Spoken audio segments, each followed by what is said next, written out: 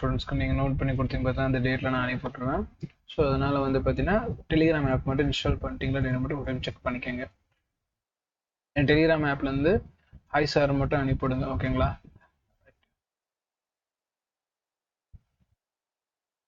இர்ஃபானா, சஞ்சய், நீங்களாம் வந்து டெலிகிராமில் எனக்கு ஹாய்னு ஒரு மெசேஜ் அனுப்பிவிடுங்க.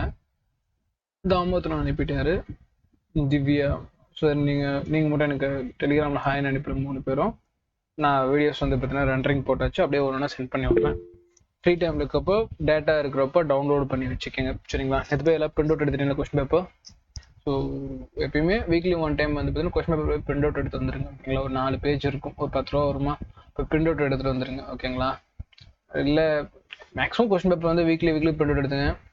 ஓகேங்களா? அது ஒரு செஷன் சேர்த்து வச்சு பிரிண்ட் அவுட் எல்லாம் பண்ணாதீங்க. ஏன்னா அப்பப்போ கொடுக்குறது அப்பப்போ பிரிண்ட் அவுட் எடுத்து ப்ராப்பராக படிச்சுக்கோங்க. எல்லாத்தையும் சேர்த்து மாத கடைசியில் வருஷ கடைசியில் அப்படிலாம் படிக்கிற எண்ணமே இருக்கக்கூடாது. அன்னைக்கு நடத்துறதா அன்னைக்கு படிச்சிடணும். அந்த மாதிரி ஒரு எண்ணத்துல இருந்தால் மட்டும்தான் சிலபஸ் கவர் பண்ண முடியும். நீங்கள் சேர்த்து அப்படியே ஒரு மூட்டை மாதிரி கட்டி வச்சோம்னா எங்களாம் கடைசி நேரத்தில் அது பிரிச்செல்லாம் படிக்க முடியாது. ஓகேங்களா? கிளாஸில் உட்காடுறோமா, அன்னைக்கு ஒரு கான்செப்ட் கற்றுக்கிட்டாலும் போதும், அதுக்கு மேலே நீங்கள் எதுவும் தேவையில்லை. இப்போ சிம்பிளாக நான் சொல்கிறேன், வருஷ கணக்கில் படிக்கிறாங்க ஸ்டூடெண்ட்ஸ், 3 வருஷம் 2 வருஷம் எல்லாம் படிக்கிறாங்க. அவ்வளோ படிச்சுமே நீங்கள் ஃபைனல் டைமில் திங்க் பண்ணி பாருங்க. இல்லைம்மா இது சேனல் இல்லைம்மா, இது டெலிகிராம் சேனல்மா. அதேதான். அப்புறம் அனுப்பிவிடுங்க. சரி, இப்போ கிளாஸ் கவனிங்க. இர்ஃபான கிளாஸ் கவனிங்க, அப்புறம் அதை பார்க்கலாம். ரைட். என்னமோ சொல்லிட்டு இருந்தேன். அதை வச்சு என்ன சொல்லுங்க. பசங்க படிக்கிறாங்க. 2 to 3 years படிக்கிறாங்க. 2 to 3 years படிக்கிறாங்க. இப்போ சிம்பிளாக நம்ம சொல்லிட்டாங்க, பயாலஜிலேருந்து படித்தா பயாலஜி எத்தனை கேள்வி வருது? எத்தனை கேள்வி? 100 சார், அதில் 90 அட்டன். அந்த கணக்கெல்லாம் பேசக்கூடாது. 180 மட்டும் தான் பேசணும் என்கிட்ட. சடனா 200 போய் 180 வந்துச்சு என்ன பண்ணுவீங்க?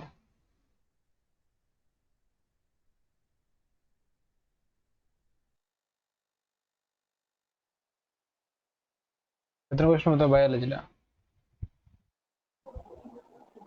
90 கொஸ்டின். 90 கொஸ்டின் எவ்வளோ மார்க்கு? கால்குலேட் பண்ணுங்க. கால்குலேட்டர் 180யா? 19 into 4 எவ்வளோமா? 19 into 4 360 மார்க்ஸ். 360 மார்க். பாதிக்கு பாதி மார்க். எங்க இருக்கீங்க எல்லாரும்? பயாலஜி மட்டும் 360 மார்க். பாதிக்கு பாதி அதான் ஸ்கோர் கொடுக்குது. இப்போ இந்த 360 கேள்வி எங்கிருந்து வருது? Through NCERT. அதில் எந்த ஒரு டவுட்டும் இல்லவே இல்லை. என்சிஆர்டிக்கு வந்து பார்த்தீங்கன்னா தமிழ்லேயும் மெட்டீரியல் இருக்குது, இங்கிலீஷ்லேயும் மெட்டீரியல் இருக்குது. ஓகேங்களா? அப்படிங்கிறப்போ எல்லாருக்குமே கையில் மெட்டீரியல்ஸ் இருக்குது. அப்போ படித்தோம்னா ஃபர்ஸ்ட் அட்டம்ப்ட்லேயே எல்லாம் 360 கன்ஃபார்ம் எடுத்துடலாம். ஆனால் யாருமே 360 எடுக்க மாட்டேங்கிறாங்க. நீங்கள் நல்லா பாருங்க, ஃபிசிக்ஸ் எடுக்கிறோம், கெமிஸ்ட்ரி எடுக்கிறோம், எல்லாமே பண்ணிட்டு இருக்கோம், பேரலாக சொல்லி கொடுக்குறோம். பட் ஈவன் தோ 360 தாண்ட முடியல. நான் சொல்றது ஜென்ரல் ஆவரேஜ். 360 தாண்டிட்டாங்கன்னா அதுக்கப்புறம் 480 580 எல்லாம் அவங்க டக்குன்னு அடிச்சுட்டு போயிடுவாங்க. பயாலஜில என்னன்னா, நான் சொல்றேன் ஆவரேஜா பாதிக்கு மேல ஸ்டூடெண்ட்ஸ்னால வெறும் 360 கூட எடுக்க முடியல.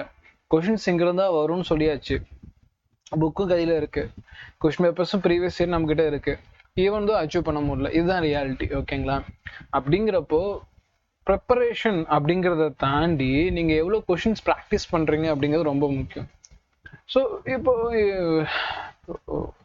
ஒரு 2 இயர்ஸ்க்கு லாஸ்ட் இயர் 1 இயர் அதுக்கு முன்னொரு வருஷம், ஆமாம் ஒரு 2 இயர்ஸ்க்கு முன்னாடி என்கிட்ட ஒரு ஸ்டூடெண்ட் படித்தார். அவர் வந்து பார்த்தீங்கன்னா இப்போ மறுபடியும் இப்போ ஏதோ சம்திங் ஒரு அகாடமி ஜாயின் பண்ணார், படித்தார். படிச்சுட்டு இப்போ சம்திங் ஒரு 280 290 தெரில, எனக்கு சரியா ஞாபகம் இல்லை. அவர் இன்னைக்கு மார்னிங் பேசிட்டு இருந்தேன். அவர் பேசிட்டு இருக்கப்போ சொன்னார் இப்படி 280 எடுத்திருந்தாரு. எனக்கு ஒரே ஷாக்கு. 2 இயர்ஸாக படிக்கிறாரு, பயாலஜிலேருந்து 360 மார்க் வருது. அப்போ ஏன் 360 மார்க்? அட்லீஸ்ட் 360 மார்க் அதை எடுக்கணும்ல. ஏன் 280 எடுக்கிறாரு? இப்போ 2 இயர்ஸ் ஆயிடுச்சு. பிசிக்ஸ் கெமிஸ்ட்ரி படிக்கிறேன்னாரு. இவங்க மட்டும் இல்லை, நிறைய பேர், எனக்கு நிறைய பேர் கன்ஃபியூஷன் பண்ற ஒரே விஷயம், பயாலஜிலேருந்து உங்களுக்கு டாபிக் ஃபுல்லாக வருது, பிசிக்ஸ் கெமிஸ்ட்ரியே வேணாம் தூக்கி வருவீங்க. அட்லீஸ்ட் 340 320 அபோவ் 300 அப்படிங்கிற மாதிரி வந்து பார்த்தீங்கன்னா நம்ம மினிமம் மார்க் எடுக்கணும்.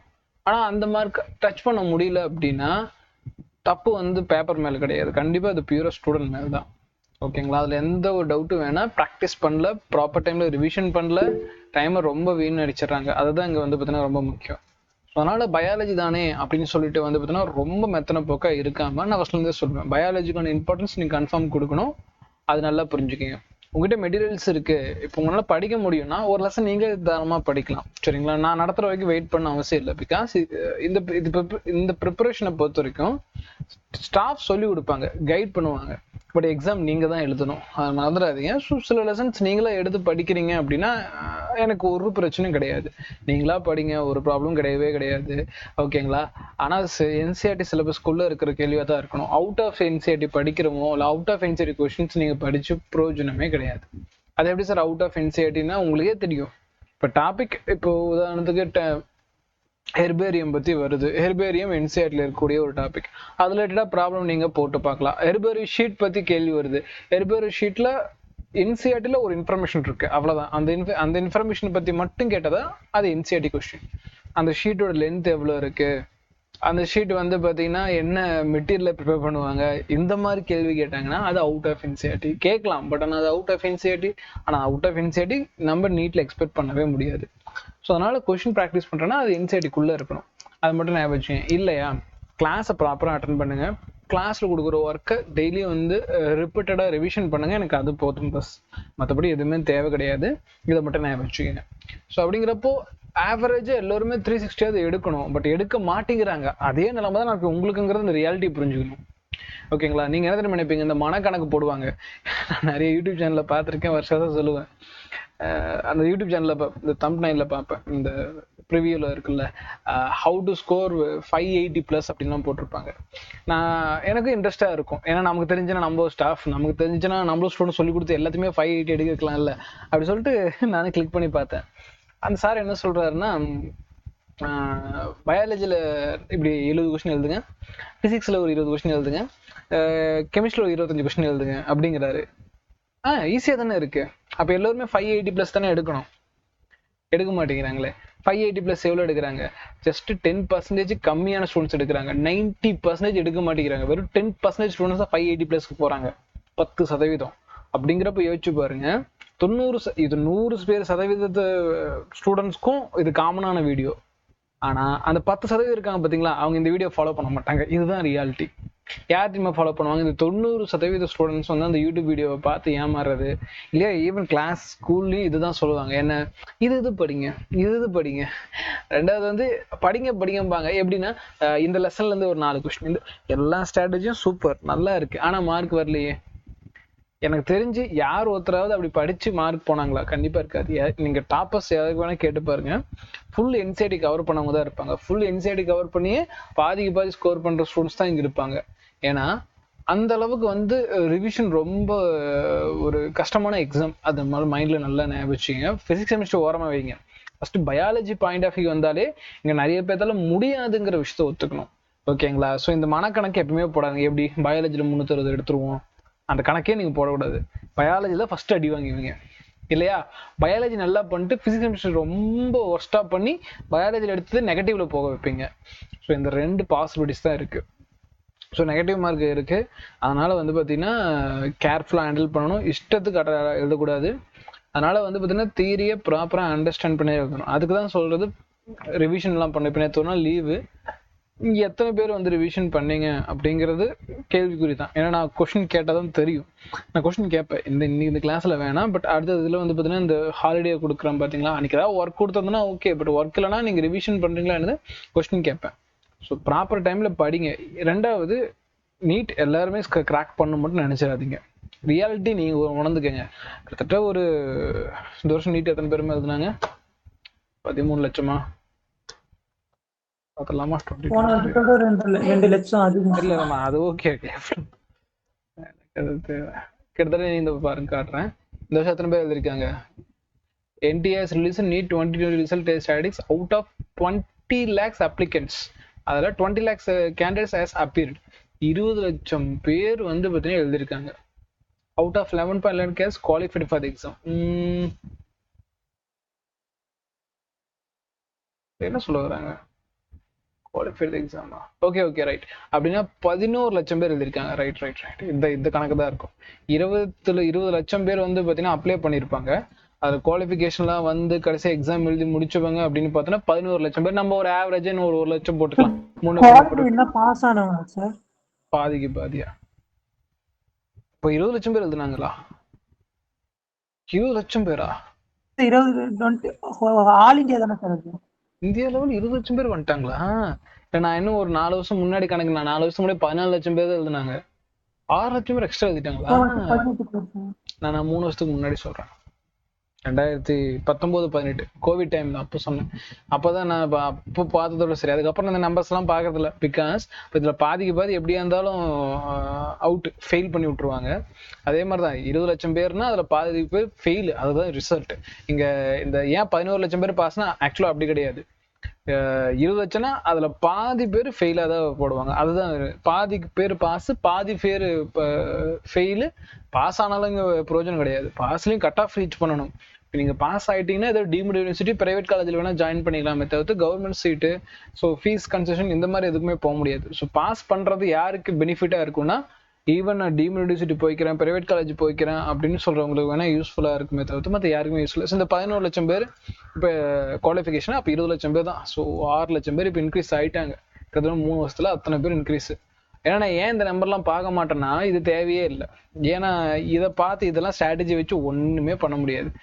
ரிசல்ட்டை மட்டும் தான் ஃபோக்கஸ் பண்ணணும். நீங்கள் 580 590 720 இதை பற்றி தான் டார்கெட் பண்ணால் மட்டும் தான் முடியும். இந்த நம்பர்ஸ் எல்லாம் முக்கியம் இல்லை. ஏன் சொல்கிறேன்னா, இதில் 11 லட்சம் பேரில் ஏனோ தானே எழுதுனவங்க பாதிக்கு பாதி இருப்பாங்க. நல்லா ஸ்ப்ரிட்டோட படித்தவங்க ஒரு 20% இருப்பாங்க. அந்த மாதிரி தான் இருக்கும். அது நமக்கு தேவையில்லை. இப்போ பாருங்க, கிட்டத்தட்ட 20 லட்சம் பேர் இவங்க கணக்குப்படியே வருவோம். 20 லட்சம் பேர் எழுதியிருக்காங்க அப்படின்னா, இன்னைக்கு இந்தியாவில் சீட் எவ்வளோ இருக்குன்னு பார்த்துக்கங்க. உங்க முன்னாடியே காட்டுறேன். ஏன்னா அப்டேட் பண்ணியிருப்பாங்க. இப்போ முன்ன பின்ன சீட்டு மாதிரி இருக்கும். Total number of BBS seats. இந்தியாவுக்கு நான் கொண்டு வரேன்.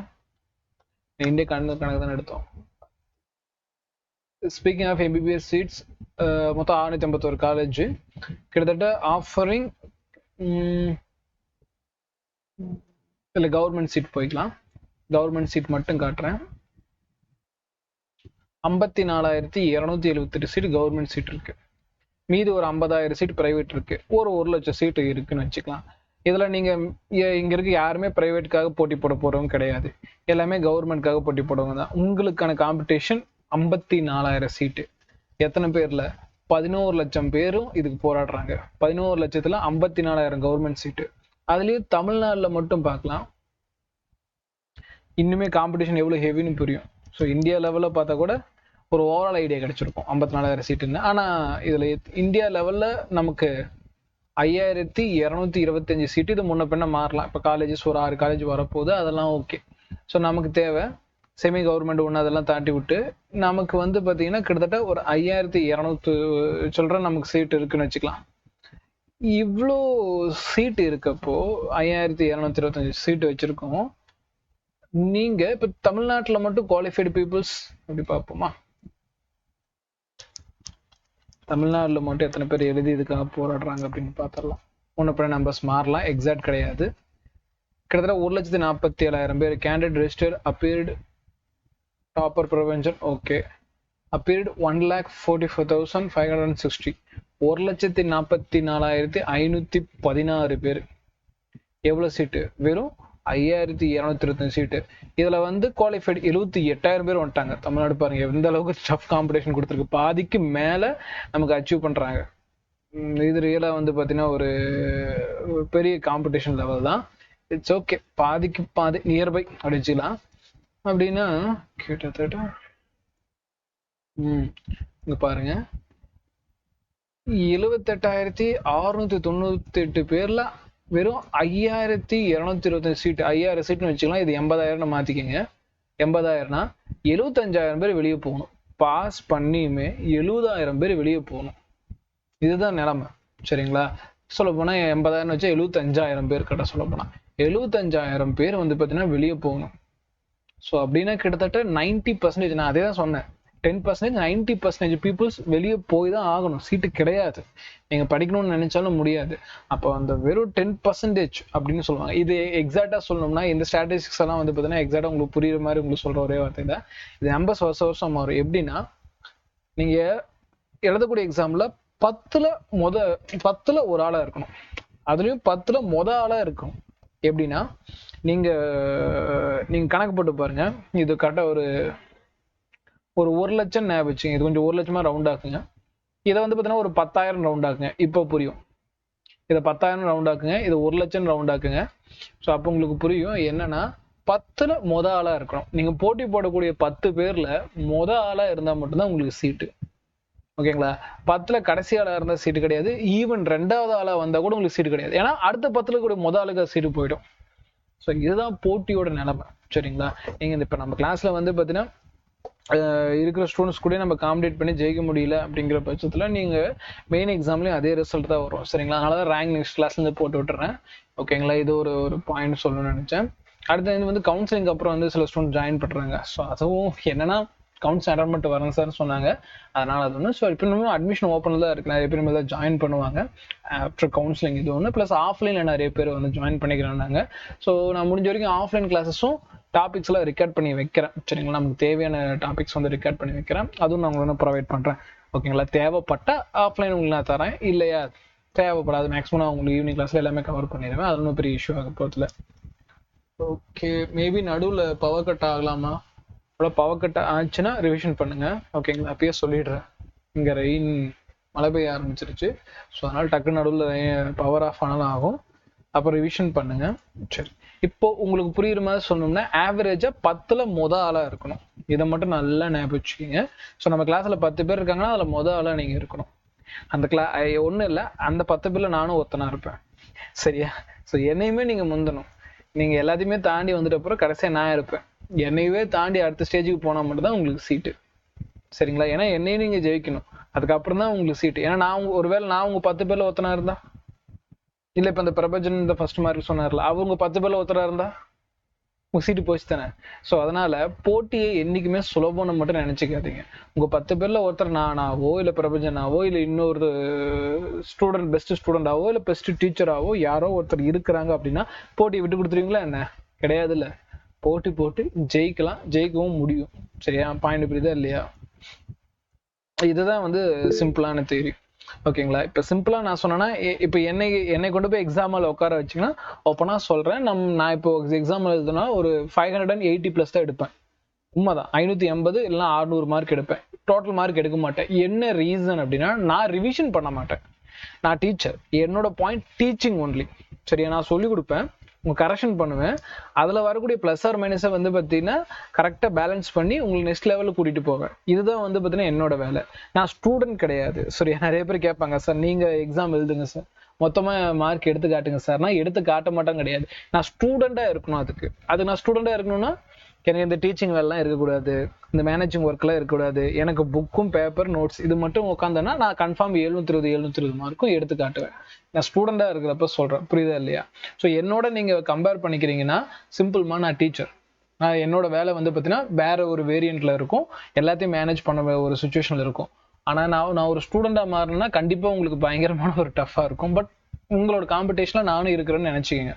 ஏன் இப்போ இந்த ஃபர்ஸ்ட் மார்க் எடுத்த பிரபஞ்சன் ஆகட்டும், லாஸ்ட் இயர் யாரோ மிருனால்னு யாரோ சம்திங் ஒரு பையன் எடுத்தான், ஞாபகம் எனக்கு, அவனாகட்டும். அந்த மாதிரி ஒரு ஸ்டூடெண்ட் இருக்காங்க, இல்லை இன்னொரு ஸ்டூடெண்ட் இருக்காங்க அப்படின்னு வைங்களேன். அவங்க உங்க 10 பேர்ல ஒருத்தருக்குலாம் இருக்குன்னு நினைச்சீங்க, போட்டி இன்னுமே ஹெவியா இருக்கும். இதை மட்டும் ஞாபகம் வச்சுங்க. இதுலதான் நான் சொல்றது ஒரே ஒரு பாயிண்ட் தான், எக்ஸாம ஒரு மெத்தனை போக்க எப்பயுமே எழுதாதீங்க. இப்பலேருந்து அதை ஹேபிட் டெவலப் பண்ணிக்கோங்க. அடுத்த ஒரு வருஷத்துக்கு ரொம்ப முக்கியம் உங்களுக்கு. இப்போ கொஸ்டின் போகலாம். சரி, ஃபர்ஸ்ட் கொஸ்டினுக்கு என்னமா ஆன்சர் கேட்டது? இதுல நிறைய கொஸ்டின் உங்களுக்கு ரிப்பீட்டட் தான் கேட்டிருந்தேன். நீங்க நல்லா பண்ணியிருக்கணும். ஓகேங்களா? இல்லையா அவ்வளவுதான். ஒரு 200 டைம் எழுத சொல்லிடலாம் ஒரு கொஸ்டினையும். அதான் பண்ணணும். ஒருவேளை ஏன்னா கேட்ட கொஸ்டின் நீங்க தப்பா எழுதினீங்க, ஒரு 200 முறை எழுத வச்சிட வேண்டியது. ஓகே, ஃபர்ஸ்ட் கொஸ்டினுக்கு ஆன்சர் யார் சொல்றீங்க? Option A. Option A. யாராவது ஜஸ்டிஃபை பண்ண முடியுமா? ஒரு கொஸ்டின் ஒரு எடுத்துக்கங்க. ஓகேங்களா? சரி இருங்க, இந்த கொஸ்டினுக்கு யார் ஜஸ்டிஃபை பண்றீங்க? சரி, ஒருத்தருக்கு ஒரு சான்ஸ் கொடுல. இந்த கொஸ்டின் மணிகண்டன் எடுத்துக்கங்கம்மா. ஏன் ஜஸ்டிஃபை பண்ணுங்க. சீக்கிரமா ஆத்துக்கலாம். ஹோமோ சேபியன்ஸ் சார், நமக்கு ஹியூமன் நார்மல் சயின்டிஃபிக் நேம். அதுல வந்து ஹோமோ ஜீனஸ் போட்டோம் சார். ஹோமோனா ஜீனஸ். சீல வந்து சேபியன்ஸ். சரி, சேபியன்ஸ்னா ஸ்பீசிஸ் சார். பிரைமேட்டானா பிரைமேட்டானா ஆர்டர் சார். அது ஒரு ஷார்ட்கட் ஆர்டர் பண்ணுவோம் பிரைம்ல. பிரைம்ல ஆர்டர் அமேசான் பிரைம்ல பண்ணுவோம் ஆர்டர் பண்ணணும்னு சொல்லியிருந்தேன். அப்போ கடைசி ஹோம் இன் டே ஹோம் வந்து ஃபேமிலியா ஹோம் வந்து பார்த்தீங்கன்னா ஃபேமிலியாக இருப்போம். ஹோமில் வந்து ஃபேமிலியாக இருப்போம். ஷார்ட்கட்டை யூஸ் பண்ணிக்கலாம். ஏன்னா அந்த டைமில் இந்த ப்ரைமேட்டோ ஹோமிடியெல்லாம் நம்மளுக்கு குழப்பறதுக்கான வாய்ப்பு இருக்குது. அதனால தான் ஷார்ட்கட் கொடுத்தா. ஷார்ட்கட் யூஸ்ஃபுல்லாக இருந்துச்சா? யூஸ்ஃபுல்லாக இருந்துச்சுன்னா சொல்லுங்கள், நிறைய ஷார்ட்கட் போட்டு கொடுக்குறேன். இல்லைன்னா சொல்லிட்டுங்க, போடல. ஓகேங்களா? எந்த கேள்விக்கான பதில் ஆன்சர் ஆப்ஷன் ஏ. அடுத்தது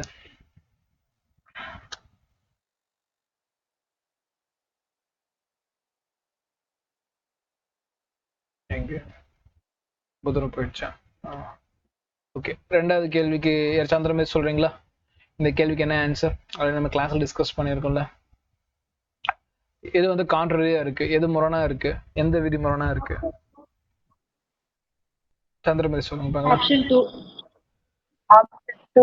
ஆப்ஷன் 2. எனக்கு சந்திரமதி ஏன் ஆப்ஷன் 2ன்னு எனக்கு ரீசன் சொல்லணும். ஒரு சான்ஸ் தான். சீக்கிரமா என்ன மிஸ்டேக் இருக்கு?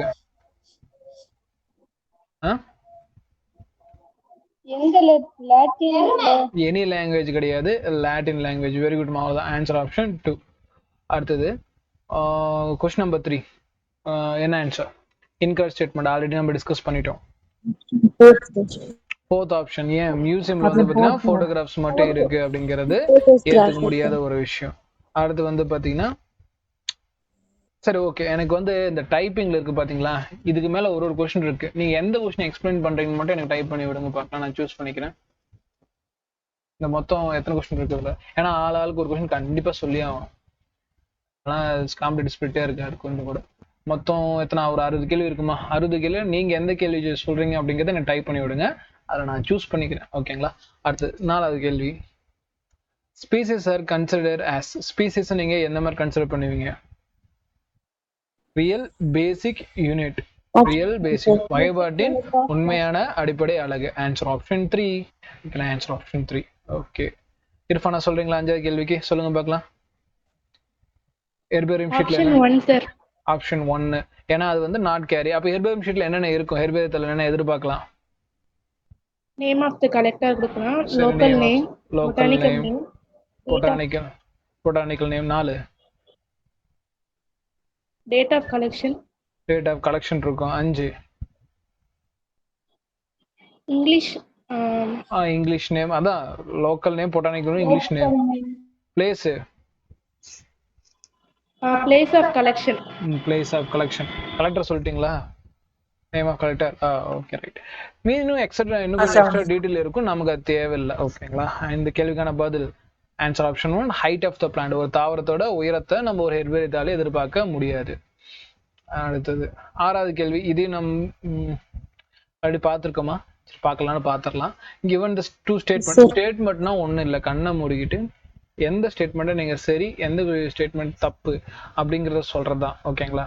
இப்போ வந்து பார்த்தீங்கன்னா அதில் ஃபர்ஸ்ட் ஸ்டேட்மெண்ட் படித்து பார்க்கலாம். The keys are based on the contrasting characters generally pair called couplet.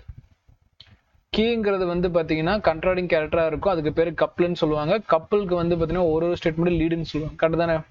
So both 1 statement 2 statement. சாவிங்கிறது வந்ததுன்னா ஒவ்வொரு கடிச்சுன்னு தொடர்ச்சி லீடு எனப்படும் சொல்றது கரெக்ட் தான். சாவியை பொறுத்த வரைக்கும் மாறுபட்ட பண்புகள் இருக்கும், அதனை கப்லெட் ஆர் இரட்டைன்னு சொல்லுவோம். இந்த கேள்விக்கான பதில் ஆன்சர் ஆப்ஷன் 3. வெரி குட் மா, சூப்பர். அது வந்து பெட்டூனியா இஸ். பெட்டூனியாங்கிறது என்ன? இதுக்கு வந்து ஷார்ட்கட்டா நான் கிளாஸ்ல சொல்லல, இப்ப சொல்ல ஞாபகம். அடிக்கடி கேட்கக்கூடிய கேள்வி. பெட்டுக்கு பேர் வைக்கிறாங்கன்னு ஞாபகம் வச்சுக்கலாம். இல்லையா, பெட்டுக்கு ஸ்பெஷல் ஜீன் இருக்கு, ஞாபகம் வச்சுங்க. ஸோ இந்த கேள்விக்கான பதில் என்னமாச்சு? சைலண்ட் ஆயிட்டீங்க. ஆப்ஷன் ஏ தானே? சைலண்டா இருக்கீங்களா? நான் அதை தப்பா பார்த்தேன். ஓகே, ஷார்ட்கட் எழுதி வச்சுங்க பேப்பர்ல. தமிழ்ல பொறுத்த வரைக்கும் பெட்டுக்கு பேர் வைக்கிறாங்க, இங்கிலீஷ்ல ஒரு நம்ம பெட்டுக்கு ஸ்பெஷல் ஜீன் இருக்கு. நல்ல வெரைட்டிஸ் தான் நம்ம வாங்குவோம், அதனால. ரைட். சஞ்சய் எந்த கொஸ்டின் எக்ஸ்பிளைன் பண்றீங்க? டைப் பண்ணி விடுங்கம்மா. சஞ்சய் அண்ட் தாமோதரன். ரைட். அது 8வது கேள்வி. given below are the 2 statement. One is labeled as assertion and other labeled as a reason. ஒன்னு வந்து பார்த்தீங்கன்னா கூற்று, இன்னொன்று காரண கூற்று. Linnaeus System of Nature as a title of his publication. அவர் எழுதின புக்கு சிஸ்டம் ஆஃப் நேச்சர் எங்க பேர்? கரெக்டா தப்பா? Acerration correct. Correct. Systematic takes into the account of evolution relationship. நான் சொல்றேன் systematic கண்டிப்பா evolution relationship வச்சிருக்கும், இதுவும் கரெக்ட். ஆனா லின்னேயஸ்க்கும் systematic சம்பந்தம் இல்ல, லின்னேயஸ்க்கும் முறைமைக்கும் இல்ல சார். சம்பந்தம் கிடையாது. வந்து correct. அப்போ இது ரெண்டும் வந்து எக்ஸ்பிளைன் பண்றப்போ acerrationம் கரெக்ட், ரீசனும் correct, but acerration reason explain பண்ணல. both acerration and reason are correct and R is option D. Both acerration and reason are correct, but reason is not correct explanation of acerration. So correct தான். அடுத்தது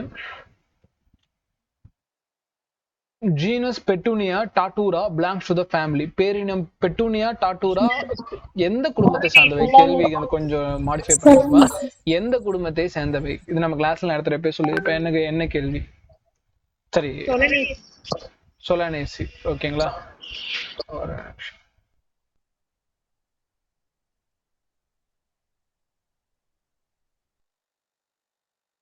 okay right.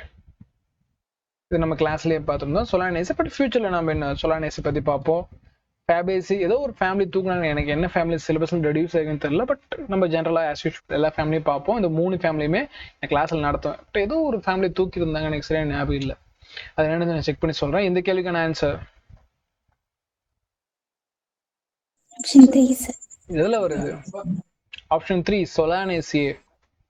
ஓகேங்களா? Solanaceae ஃபேமிலிக்குள்ள வந்து பாத்தீங்கன்னா எனக்கு எது வருது? ஒரு பக்கம் பெட்டூனியாவும் இன்னொரு பக்கம் டாட்டூரா. நான் சொன்னேன் இதை பத்தி டாபிக்கே இருக்கு, அதனால நம்ம அங்க இனிமே கிறிஸ்டல்களே எக்ஸ்பிளைன் பண்ணிக்கலாம். ரைட். அடுத்தது keys are based on the contrasting character generally pairs couplet. ஓகேங்களா? couplet அல்லது இரட்டைன்னு சொல்லக்கூடியதுதான் சாவிகள் இரட்டைகள் மாறுபட்ட பண்புகள். இதெல்லாம் ஒரு லைனா நீங்க கோத்துக்கங்க. மற்றபடி கேள்வி எது கொடுத்ததுனாலும் அதான் நமக்கு ஒரே ஆன்சரா வரும். Option for the appropriate way of writing biological names from below. கீழே இருந்து உயிரியல் பெயரை எழுதுவதற்கான பொருத்தமான வழிக்கான தெரிவி. எது கரெக்டா எழுதிருக்கு? பேந்தோரலியா கரெக்டா இருக்கா? சொலானம் நைக்ராவா, சொலாகம் டியூபரசம்னா, மேஞ்சிஃபர் இண்டிகாவா? சார் மேஞ்சிஃபர் இண்டிகா, சொலானம் டியூபரசம் ரெண்டும் ஒண்ணா.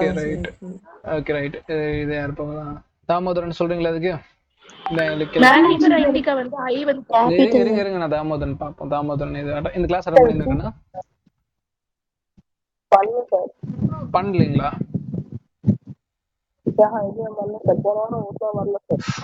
லிவிங் வேர்ல்ட் அட்டெண்ட் பண்றீங்களா? சரி ஓகே. சஞ்சய் நீங்க சொல்றீங்களா? ஓகேமா, நீங்க மைக் மியூட் பண்ணீங்க. ஓகேமா சஞ்சய் நீங்க சொல்றீங்களா? சார் சொல்லுங்கண்ணா. 18 கேள்வி சொல்லிடுறீங்களா? சரி சொல்றீங்களா? நான் சொல்றேன் sir. Solanum tuberosum. Solanum tuberosum. Very good. அதான் ஆன்சர். மத்ததெல்லாம் ஏன் ஆன்சர் இல்ல? இண்டிகா கேபிட்டல் மணிகண்டன் அவர் சஞ்சய் கேக்குறேன், நீங்க அமைதியா இருக்கு. மத்தவங்கள சஞ்சய் கேட்கலாம். சொல்லுங்க. ஃபர்ஸ்ட் இது என்ன? ஃபர்ஸ்ட் ஏன் தப்பு? ஃபர்ஸ்ட் பி வந்து கேப்ஸ்ல இருக்கு. வெரி குட்மா, வெரி குட். வேற ரெண்டாவது மிஸ்டேக் ஃபர்ஸ்ட்ல எல்லும் பி கேபிட்டல்ல இருக்கணுமா இருக்க கூடாதா? பேந்தாரோலியாவுல இருக்கணும். குட். கேப்ஸ்ல இருக்கணும். எது இருக்க கூடாது? இந்த எல் வந்து கேபிட்டல்ல இருக்க கூடாது. வேற என்ன மிஸ்டேக் இருக்கு ஃபர்ஸ்ட் ஆப்ஷன்ல? என்னென்ன பண்ணணும்? அண்டர்லைன் பண்ணல. கரெக்டா? அண்டர்லைன் பண்ணல, இல்ல சார்ஜ் எழுதணும். இது இதோட மிஸ்டேக். ரெண்டாவது மிஸ்டேக் ரெண்டாவது சாய்ஸ்ல ரெண்டுமே ஃபர்ஸ்ட் வந்து ஜீனஸ் நேம் வந்து ஸ்மால்ல இருக்கு சார் ஸ்டார்டிங். அவ்வளவுதான். Very good. அதனால அது வராது. அடுத்தது லாஸ்ட்ல என்ன தப்பு இருக்கு? லாஸ்ட் வந்து செகண்ட் ஸ்பீசிஸ் நேம் வந்து கேப்ஸ்ல கொடுத்துருக்காங்க. கேப்ஸ்ல கொடுத்துறாங்க. வெரி குட் மா. அவ்வளவுதான். ரைட். ஓகே மா. ரைட். வெரி குட் மா. Very good. மைக் மேட் பண்ணிக்கமா. இப்போ அடுத்த क्वेश्चन போலாம். Kew London is famous for. Kew Londonங்கிறது எதுக்கு ரொம்ப ஃபேமஸ்? ஹெர்பேரியத்துக்கா, ஃப்ளோரா ஃபினா? இந்த இடத்துல இந்த क्वेश्चन பேப்பர்ல நோட் பண்ணிக்கமா. ஃப்ளோரா அப்படிங்கிறது இட்ஸ் அபவுட் பிளான்ட்ஸ்மா. தாவரங்களை பத்தி படிக்கக்கூடியதான். தமிழ்ல வந்து பாத்தீங்கன்னா பல்வேறு தாவரங்கள்னே கொடுத்துட்டாங்க. பட் ஃப்ளோரா அப்படின்னா அபவுட் பிளான்ட்ஸ், ஃபியூனானா அபவுட் அனிமல்ஸ். புரியுதா? இந்த வேர்டு வந்து பாத்தீங்கன்னா பார்த்தோன்னா கொஞ்சம் புதுசா இருக்கு அப்படின்னு பயப்பட வேணாம். ஃப்ளோரா அப்படின்னா வந்து பாத்தீங்கன்னா எனக்கு பிளான்ட்ஸ், சாரி ஃப்ளோரா அப்படின்னா பிளான்ட்ஸ், ஃபியூனா அப்படின்னா அனிமல்ஸ். தமிழ்ல தாவரங்கள், விலங்குகள்.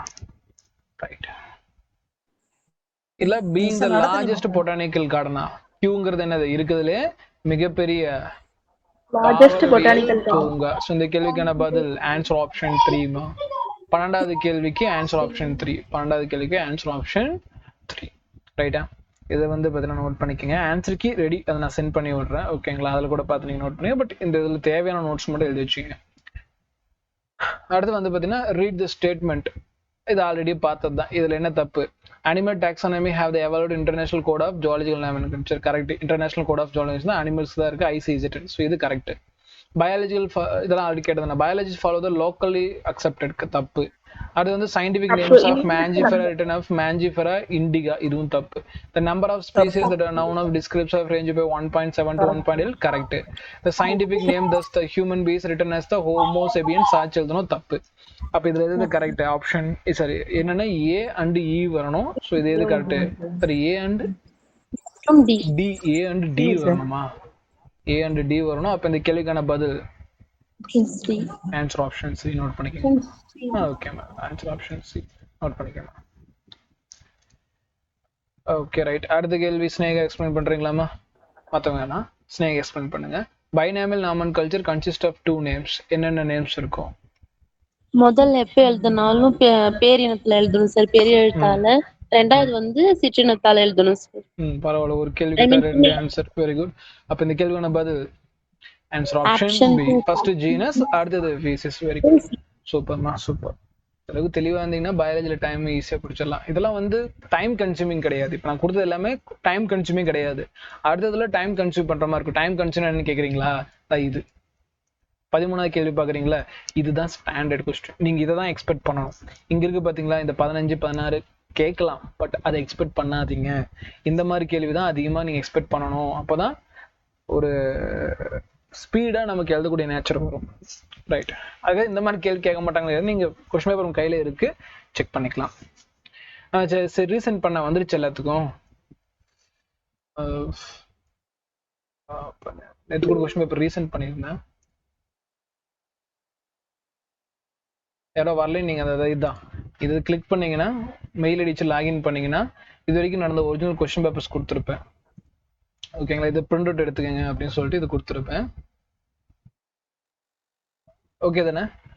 இதுதான் இது 2000 ஓகே பாருங்க இன்னொரு டைம். 2018 இருந்து 23 வரைக்குமே கொடுத்துருப்பேன். 23 அப்லோட் பண்ணியாச்சா?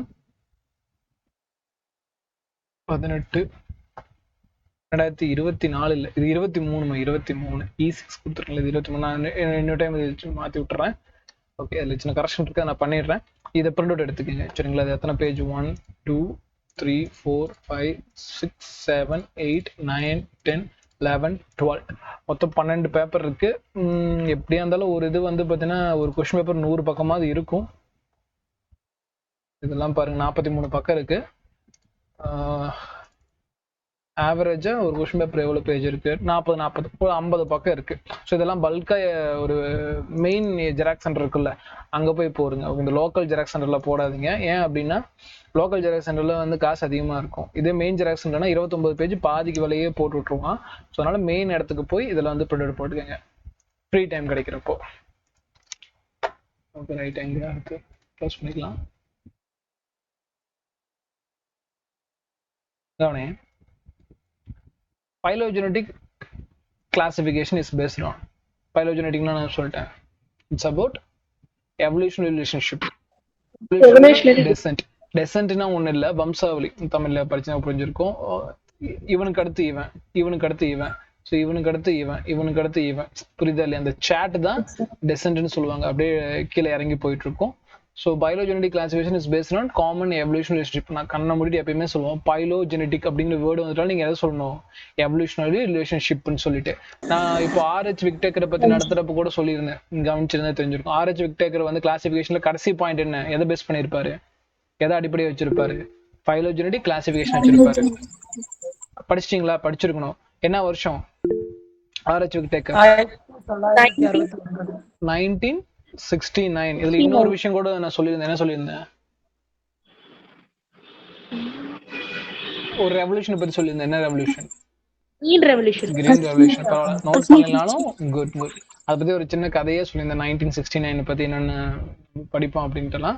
கிரீன் ரெவல்யூஷனும் வரும். அதுக்கப்புறம் ஆர்ஹெச் விக்டர் தன்னோட 5 கிங்டம் கிளாசிஃபிகேஷன் சொல்லியிருப்பாரு. அந்த 5 கிங்டம் கிளாசிஃபிகேஷன் ஒரு 5 கேரக்டர் பேஸ் பண்ணியிருப்பாரு. என்னென்ன கேரக்டர்? செல்லமைப்பு, உடல் அமைப்பு, பாடி ஆர்கனைசேஷன், செல் அமைப்பு. அடுத்து ரெண்டாவது ரீப்ரொடக்ஷன் நேச்சர். வேற நியூட்ரிஷன். வேற பைலோஜெனடிக் கிளாசிஃபிகேஷன். ஓகே. வேற சார் 5 தானே sir? Body organisation. Okay. Reproduction. Okay. இன்னும் body, cell cell structure. Okay. Cell structure, cell அமைப்பு. இந்த மாதிரி ஒரு 5 கேரக்டர் பேஸ் பண்ணியிருப்பாரு. இந்த 5 கேரக்டரும் நம்ம படிச்சு வைக்கணும். அது ஃபியூச்சர்ல நம்ம பார்த்துக்கலாம்.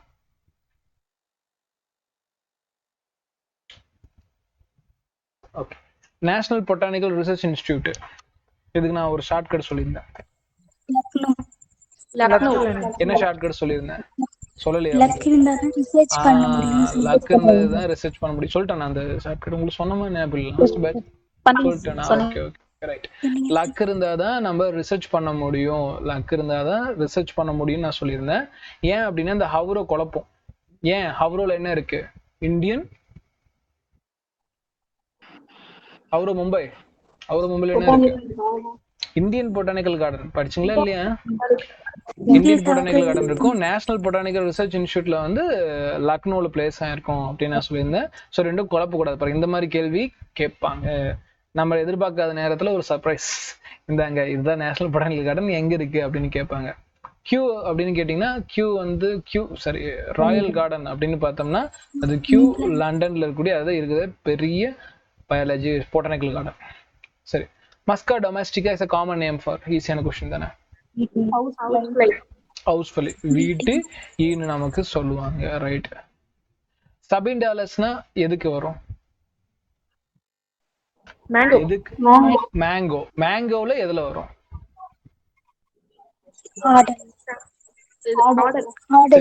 ஃபேமிலி என்ன அப்ப மேங்கோக்கு? அனகாடியேசே. வெரி குட்மா. அனகாடியேசே. இதை 3 கோத்து படிச்சுக்கணும். அடுத்தது Musca domestic family Muscidae. Okay right. Order Diptera. Very குட்மா. ஓகே. இதெல்லாம் வந்து பார்த்தீங்கன்னா தெளிவாக படிச்சுக்கங்க, குழம்பிடாதீங்க. அந்த பாக்ஸை வந்து இன்னொரு டைம் கூட எடுத்து ரிவைஸ் பண்ணிக்கோங்க. அது நம்ம கேள்வி அதிகமாக எக்ஸ்பெக்ட் பண்ணலாம். இன்னும் விட்டு போனது யாருமா? யாரு? ஹோமோசேபியன்ஸா? இல்லை, இவன் வீட்டு. வீட்டு வந்து பார்த்தீங்கன்னா அதோட family and order. Family Poaceae. Okay right. ALES எல்ஸ்னு முடிஞ்சுன்னா அது எதோட எண்ட் நேம்? பின்னுட்டு சொல். ஆர்டர். இது கன்ஃபார்ம் நம்ம சொல்லலாம். Very good. Okay right. இப்போ நம்ம டாபிக்ல போயிடலாம். ஸோ இன்னைக்கு ஃபுல்லாக கொஸ்டின் டிஸ்கஷன் தான். நீங்கள் இந்த வாரம் ஃபுல்லாக என்ன படிச்சீங்க அப்படிங்கிறத ரீப்ரொடியூஸ் பண்ணுறோம், அவ்வளோதான். மற்றபடி நீங்கள் புது டாபிக் அப்படிங்கிறது நடுவில் நடத்தலாம், நோட் பண்ணிக்கோங்க. மற்றபடி எவ்வளோ நீங்கள் ஞாபகம் வச்சிருக்கீங்க அப்படிங்கிறத இந்த கிளாஸில் ரெகுலேட் பண்ணிக்கிறேன். டாக்ஸானமிக் ஸ்டடிஸ் டிபெண்ட்ஸ் ஆன் வகைபிரித்தல் ஆய்வுகள் எதை சார்ந்திருக்கும்? 4 சாய்ஸ் இருக்கு. புது கேள்வியா? Okay right. சரி, போனா படிச்சு பார்ப்போம். Ecological information of organism. ஒரு ஆர்கானிசம் எந்த இடத்துல இருக்கு, எந்த மாதிரி சூழ்நிலைகள்ல வாழுது அப்படிங்கிறதா, இல்ல structure of cell and development process. ஒரு உயிரணு செல் வந்து பார்த்தீங்கன்னா எப்படி வளருது, அது வளர்ச்சி சம்பந்தப்பட்டதா, இல்ல external internal structure of organism, உயிரினங்கள் வெளிப்புற மற்றும் உள்புற அமைப்புகளை பத்தி படிக்கிறதா, இல்ல ஆல் ஆஃப் த அபோவா, எல்லாத்தையும் படிக்கிறதா? ஒரு வகை பிரித்தல் அப்படிங்கிறது இதை பத்தி எல்லாமே கொடுக்கும். ஒரு உயிரினம் எங்க இருக்க பத்தி கொடுக்கும், அதோட செல்லை பத்தியும் கொடுக்கும், அதோட உள்புற வெளிப்புற அமைப்புகளை பத்தி கொடுக்கும். அப்பதானே வகைப்படுத்த முடியும். டாக்ஸானமிகள் பத்தி நம்ம அப்பதானே உள்ளே போக முடியும். அப்ப மேலே உள்ள அனைத்தும் ஒரு சாய்ஸ்ல இது எப்படி எடுத்துக்கலாம்னா, ஒரு சாய்ஸ்ல ஆல் ஆஃப் த அபோவ் வருது, நான் எப்படி நன் ஆஃப் த அபோவ் வந்துச்சுன்னா அது ஆன்சரா இருக்காதுன்னு அடிச்சு சொல்றனோ, அதே மாதிரி ஒரு சாய்ஸ்ல ஆல் ஆஃப் த அபோவ் வந்தா அதுதான் நான் ஆன்சர்னு சொல்லல. பட் அந்த சாய்ஸ் இருக்குன்னா கேர்ஃபுல். அந்த சாய்ஸ் ஆன்சரா வரதுக்கான வாய்ப்புகள் இருக்கு. பாயிண்ட் புரியுதா இல்லையா? ஆல் ஆஃப் த அபோவ் இருந்துச்சுன்னா அந்த கொஸ்டினை ஒரு நிமிஷம் நிறுத்தி நிதானமா படிங்க. ஏன்னா அதுதான் எப்பயுமே ஆல் ஆஃப் த அபோவ்ங்கிறது வரணும்னு அவசியம் இல்லை. பட் ஆனா அந்த சாய்ஸ் இருக்குன்னா நம்மள ஏதாவது இந்த கேள்வி ரொம்ப வேகமா போகக்கூடாதுன்னு அர்த்தம், வேற எதுவும் இல்லை. ஸோ இது ஆல் ஆஃப் த அபோ மேற்கொண்டு எல்லாமே இருக்கும். அது கேர்ஃபுல்லாக படிச்சு நடுவில் ஏதாவது மிஸ்டேக்ஸ் கொடுத்துருப்பாங்க, அதெல்லாம் அடுத்து இன்னொரு ஆல் ஆஃப் த அபோ கொஸ்டின்ல பார்ப்போம். இப்போது இது இருக்கட்டும். ஏன்னா அது ஒரு 10-15 all of the above question வச்சு நான் கம்பேர் பண்ணி நடத்திக்கிறேன். இப்போ சொன்ன கொஞ்சம் குழப்பமா இருக்கும், ஃபியூச்சர்ல பார்த்துக்கலாம். Which of the following is a self conscious? பின்வற்றில் எது சுய உணர்வு கொண்ட உயிரினங்கள் எழுதிக்காமா? சுய உணர்வுக்கு யாருக்கு இருக்கு? ஹியூமன். மனிதனுக்கு மட்டும்தான் இருக்கும். ஓகேங்களா? மற்ற யாருக்கும் சுய உணர்வு இருக்கா? தன்னை பத்தி எப்படி பாதுகாத்துக்கிறது அப்படிங்கிற உணர்வு தான் சுய உணர்வு, self conscious. ICBN stands for Indian Code for Botanical Nomenclature. கிடையாது. International Code for Botanical Nomenclature. Answer option A. Okay, right. Which of the following taxonomical aid provides information of identification of names of species particular in area? ஒரு குறிப்பிட்ட பரப்பல இருக்கக்கூடியது. Manual. கையேடு.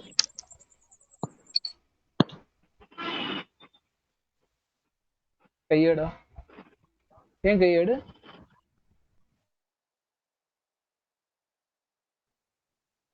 Monograph தானே sir? Monograph தான். ஏன்னா அங்க பாருங்க, on area ஒரு குறிப்பிட்ட ஏரியாவில் இருக்கக்கூடிய டீட்டெயில் பத்தி மோனோகிராஃப் தான் கொடுக்கும். சரிங்களா? என்ன மாத்துது? ஆன்சர் ஆப்ஷன் ஏதுனா வரணும். இருங்க செக் பண்ணலாம். ஆனா என்சிஆர்டில வந்து மேனுவல் கொடுத்திருக்காங்க. இருங்க பார்க்கலாம். லிவிங் வேர்ல்ட் நம்ம மெட்டீரியல்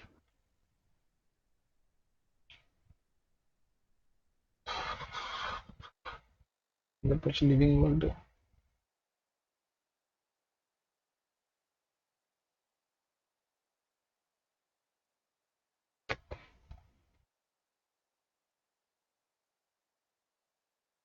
பேசிக் கான்செப்ட். அதுலேயே போய் செக் பண்ணிட்டு போயிடலாம். குழப்பது எனக்கு குறிப்பிட்ட பிளேஸ் நீட் 2020.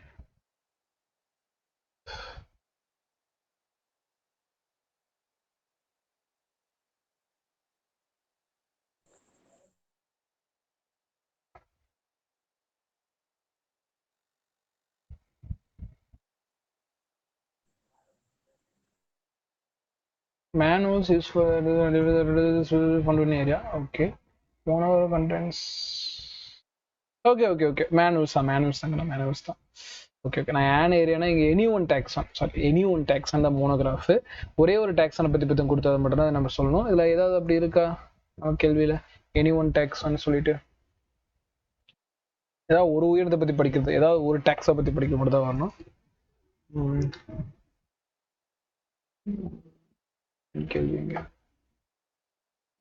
கேள்வியில which of the following aid provides information for identifying names of இல்லம்மா மேனுவல்ஸ் தான். ஏன் எனக்கு அது குழப்பம் வந்துச்சு? ஃபவுண்ட் இன் தி ஏரியானா மேனுவல்ஸ் தானா சார்? குறிப்பிட்ட ஏரியால useful to providing information identification of names found in area. அதேதான், ஒரு பகுதியில் காணப்படும் இனங்கள் பெயர்களை அடையாளம் காணுவதற்கான தகவலை கையேடுகள் வழங்குகிறது. பின்வரும் வகைப்பதில் வந்து பகுதியில் காணப்படும் இனங்கள் பெயர்கள் அடையாளம் காணுது, அதுதான் கொடுத்துருக்காங்க. Taxon provides exact ditto copy தானே, இன்சைட் லைன் தானே அப்படியே இருக்கு. டிட்டோ காப்பி தான். ஒரு டைம் செக் பண்ணிக்கலாம். டிட்டோ காப்பி தானே, இல்லை எந்த ஒரு லைனும் மாற்ற கூட இல்லைல்ல. மேனுவல்ஸ் தானே வரணும். இல்லையே மோனோகிராஃப்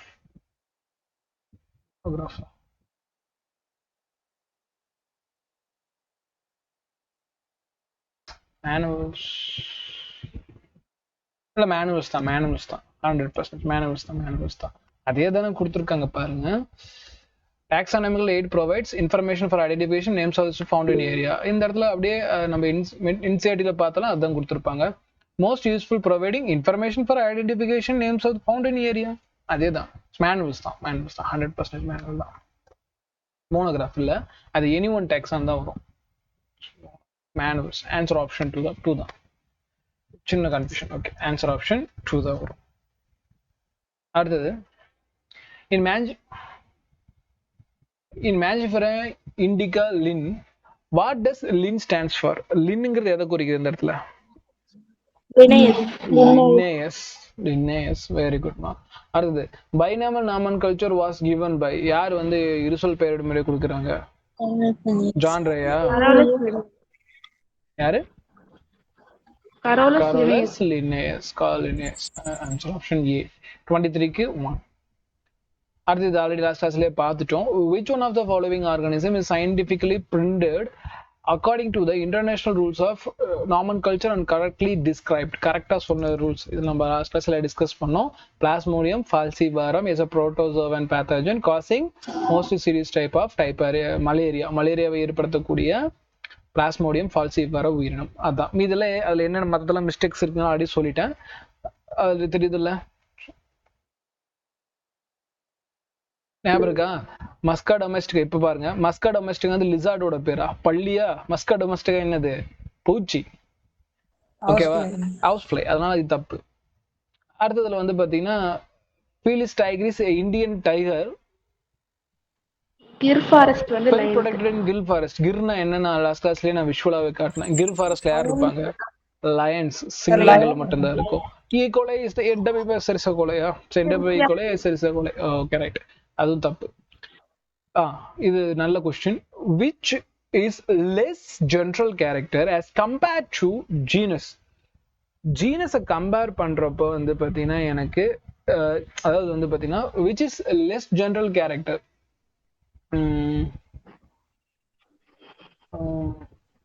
இது எப்படி புரிஞ்சுக்கலாம்னா இல்ல சொல்றேன்.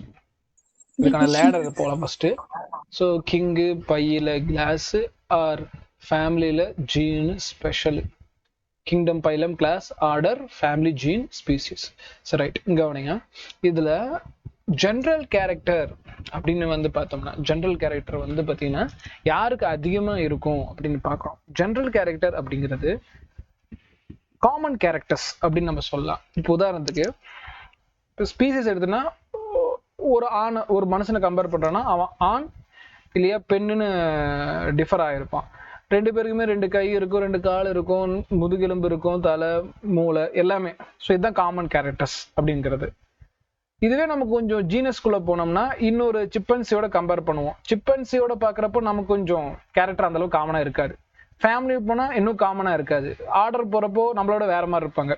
இந்த கிங்டம் போனீங்கன்னா பாம்பு பள்ளி பூரான் இதோட எல்லாம் போய் கம்பேர் பண்ணோம்னா நமக்கு காமன் கேரக்டர்ஸ் இருக்காது. புரியுதா இல்லையாக்கண்ணா? ஸோ நம்ம எந்த லெவல்ல காமன் கேரக்டர்ஸ் அதிகமா இருக்கும் அப்படின்னு பார்த்தோம்னா ஸ்பீசிஸ் லெவல்ல இருக்கும். புரியுதா இல்லையா? அப்ப காமன் கேரக்டர் அப்படின்னு பார்த்தோம்னா இந்த வயசுல அப்படியே இங்கிருந்து மேல போக போக டிக்ரீஸ் ஆயிட்டே இருக்கும், குறைஞ்சிக்கிட்டே இருக்கும். ஃபர்ஸ்ட் இந்த பாயிண்ட் புரியுதா? இந்த பாயிண்ட் நம்ம நோட் பண்ணிக்கணும். அதனால இந்த கேள்வி கேட்டது. இப்படியே போயிட்டு இருக்கோம். எனக்கு ஜீனஸை கம்பேர் பண்றப்போ which is less general character as compared to genus? Genus அப்படிங்கிறது எதை கம்பேர் பண்றப்போ லெஸ் கேரக்டர்ஸ்? ஸ்பீசிஸ் கம்பேர் பண்றப்போ லெஸ் கேரக்டர். அப்படி சொல்றேன். which is less general character compared to genus.